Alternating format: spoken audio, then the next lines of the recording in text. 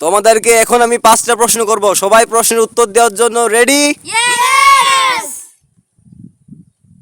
তোমাদের জন্য প্রথম প্রশ্ন, দাজ্জাল কোন 2টি শহরে প্রবেশ করতে পারবে না?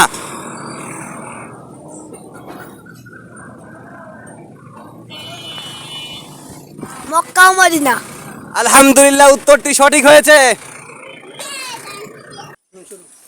এইবার একটা কঠিন প্রশ্ন, সাবা আল মুআল্লাকাত কি? কাবার দেয়ালে ঝুলন্ত 7টি কাব্য। আলহামদুলিল্লাহ, উত্তরটি সঠিক হয়েছে। এইবার তৃতীয় প্রশ্ন, বদর যুদ্ধে কতজন সাহাবী শহীদ হন?